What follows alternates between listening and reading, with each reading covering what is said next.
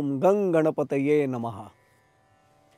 गणरायांचं स्मरण करताच गणरायांची मंगलमूर्ती आपल्या नजरेसमोर उभी राहते. मुळातच आपल्या सर्वांना कल्पना आहे की परमार्थात अध्यात्मामध्ये सगुण भक्तीचं महत्त्व अनन्यसाधारण आहे. सगुणाचे नि आधारे निर्गुण पाविदे निर्धारे जे म्हटले समर्थांनी त्याचं कारणच असं आहे की निर्गुण भक्ती काही सर्वांना शक्य होत नाही. मग सगुणाच्याच आधाराने आपण निर्गुणापर्यंत पोहोचायचे म्हणून पार्थिव गणेश पूजन आहे. खरं तर सगुण आणि निर्गुण यांच्यात उगाचच वाद घालण्याचा काही जण प्रयत्न करतात. पण तुझं सगुण म्हणो की निर्गुण रे आणि सगुण निर्गुण एकू गोविंदो रे माऊलींनी ग्वाही दिलेली आहे. त्यामुळे या वादामध्ये पडण्याची काही आवश्यकता नाही. तुकोबांचे तर असंख्य अभंग आपल्या डोळ्यासमोर येतात. सदा माझे डोळा जडो तुझी मूर्ती किंवा राजस सुकुमार मदनाचा पुतळा सुंदर ते ध्यान उभे विटेवरी डोळे तुम्ही घ्या रे सुख पहा विठोबाचे मुख. या सगळ्यामध्ये डोळ्यांना काम दिलेलं आहे. आणि जर आपण पहिल्या अध्यायाचा ज्ञानेश्वरीचा आढावा जर आपण घेतला तर माऊलींनी जे देवा तुची गणेशू म्हटल्यानंतर पुढे वर्णन कसं केलं आहे. अकार चरण युगुल उकार उदर विशाल मकार महामंडल मस्तकाकारे. याचा अर्थ लक्षात येईल की मंगलमूर्तींचं सगुण रूप आमच्या डोळ्यासमोर सर्व संतांनी उभं केलं आहे. मंगलमूर्ती मोरया म्हटल्यानंतर ही मंगलमूर्ती येतेच डोळ्यासमोर. त्यामुळे हा जयघोषही कमालीचा उत्साहवर्धक आहे. पण या मंगलमूर्तींचा केवळ आपण दर्शनाचा लाभ नाही घ्यायचा आहे. त्यांच्या मंगलमूर्तीच्या या सगुण स्वरूपातून आपल्याला मिळणारा संदेश खूप महत्त्वाचा आहे. पहिलंच लक्ष आपलं कुठे जातं गणरायांचं दर्शन घेताना त्यांच्या मस्तकाकडे जातं. हत्तीचं मस्तक का, अन्य प्राण्यांचं का नाही असा प्रश्न आमच्या मनात खरं तर आला पाहिजे. त्याच्यामागची पौराणिक कथा सर्वांना माहिती आहे. गजासुराचा संदर्भ त्या कथेला जोडलेला आहे. आणि गजासुराचं मस्तक ज्याचा वध प्रत्यक्ष भगवान महादेवांनी शंकरांनी केला होता ते गजासुराचं मस्तक तिथे लावलेलं आहे. पण मुळामध्ये आपल्या लक्षात असं येतं की गणपती हा तत्ववेत्ताही आणि नेता आहे. गणपती संकुचित वृत्तीची व्यक्ती कधीच नेता होऊ शकत नाही. मस्तकच गणरायांचं तिथेच विशाल आकाराचं आहे. तिथपासून आपल्याला विचाराला प्रारंभ करावा लागतो. गणपती हा गुणपती देखील आहे.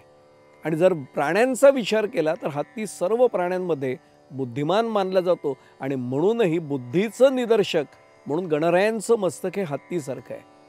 लगेच लक्ष जातं गणरायांच्या मूर्तीकडे की कानांकडे जातं. कान सुपासारखे आहेत. सुपाचा प्रमुख गुणधर्म कुठला तर सार सार को ग्रही लई थोता देई उडाय. सर्व ऐकायचंय पण जे फलकट आहे फोलपट आहे त्याला बाजूला सरायचे. सुपाचा हा गुणधर्म आहे. सूप काय करतं, धान्य पाखडताना फोलपट बाजूला सारून टाकतं आणि केवळ स्वच्छ धान्य आपल्या पुढे ठेवतं. याचाच अर्थ तुकोबांच्या शब्दात आणखीन एक आपल्याला सांगता येतं.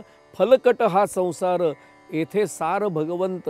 हीच नेमकी भूमिका आम्हाला संदेशातनं गणपती आमच्या समोर ठेवतायत की कान जे आहेत नेतृत्व जर तुम्ही करत असाल समाजाचं कुटुंबाचं सर्वांचं बोलणं ऐकून घ्या. कान मोठे आहेत ऐकून सगळं घ्या. पण त्यातलं केवळ सार जे तेवढं ग्रहण करा. तत्वहीन गोष्टीचा त्याग करा. आणि हे फक्त नेतृत्वाला नव्हे हे माझ्यासारख्या जडजीवाला देखील उपयुक्त आहे की ऐकताना सर्व आम्ही ऐकणार आहोत पण त्यातलं नेमकं काय समोर ठेवायचं आहे. कारण ऐकू तर सगळंच येणार आहे. कान बंद करण्याची कुठलीच व्यवस्था आपल्या शरीरात नाही. ऐकू येणारं ऐकून घ्यायचं आहे पण त्यातलं काय ग्रहण करायचं काय आपल्याजवळ ठेवायचं हे प्रत्येक ऐकणाऱ्यांनी ठरवावं असाही संदेश गणराय या माध्यमातून देतात. आणि सर्वात महत्त्वाचा संदेश या कानांमधनं मिळतो की गणरायांचे जे सुपासारखे मोठे कान आहेत हत्तीचे कान ते आहेत हे श्रवण भक्तीचे निदर्शक आहेत. आपल्याला सर्वांना नवविधा भक्ती माहितीच आहेत. श्रवणम विष्णू स्मरणम पादसेवनम अर्चनम वंदनम दास्यम सख्यम आत्मनिवेदनम. पहिला प्रकार जो भक्तीचा आहे पहिलं साधन जे आहे ते श्रवण भक्ती आहे. मोठे कान हे श्रवण भक्तीचे निदर्शक आहेत. ज्याला चांगलं ऐकता येतं त्यालाच बरंच काही साध्य करता येतं याचाही संदेश गणराय या माध्यमातून आपल्याला देतात. लगेच मस्तकाकडे लक्ष गेल्यानंतर हत्तीसारखे बारीक डोळे आपलं लक्ष वेधून घेतात. आता बारीक डोळे हे सूक्ष्म दृष्टीची प्रेरणा देणारे आहेत. जमिनीवर पडलेली अगदी बारीक आकाराची सुई देखील उचलण्याची सूक्ष्म नजर हत्तीला प्राप्त आहे. ज्यांना प्राणीशास्त्र माहिती आहे त्यांना कल्पना आहे. आता सुई नेहमी टोचते. आपल्याला देखील आपल्यात जर एखादा जरी दोष असेल तरी तो टोचला पाहिजे की नाही. मग जीवनाकडे पाहण्याची आपलीही नजर गणरायांसारखी असावी. गणराय हीच तर अपेक्षा आमच्याकडनं ठेवत आहेत की दोषांचा प्रवेश सुद्धा तुमच्यात होऊ देऊ नका. दोष शिरत असतील तर आधीच लक्ष ठेवा. त्यामुळे गणराय आम्हाला या हत्तीच्या बारक्या डोळ्यांमधनं सांगतायत की जीवनामध्ये वावरत असताना एकही दोष तुमच्यात येऊ देऊ नका. आणखीन एक महत्त्वाचा संदेश आहे, हे बारीक डोळे सूक्ष्मदृष्टीचे सुद्धा निदर्शक मानले जातात. म्हणजे भविष्याचा अचूक वेध घेण्याची क्षमता ही आपल्याला गणराय सूचित करतात. आपल्याला सर्वांना कल्पना आहे, पूर्वी जेव्हा राजाला वारस नसायचा तेव्हा त्याच्या उत्तराधिकाऱ्याची निवड हत्तीमार्फत केली जायची. त्याची अनेक कारणं आहेत, त्याच्यात हेही एक कारण आहे. आणि जो सर्वांचा स्वामी आहे, सर्वांचा नेता आहे, गणपती म्हटल्यासारखा अधिपती जो आहे, त्याची सर्वांवर सूक्ष्म नजर अत्यंत आवश्यक आहे. पाप पुण्य यातलं एकही काही घटक याच्या नजरेतनं सुटता कामा नये किंवा त्यांनी सुटू देऊ नये.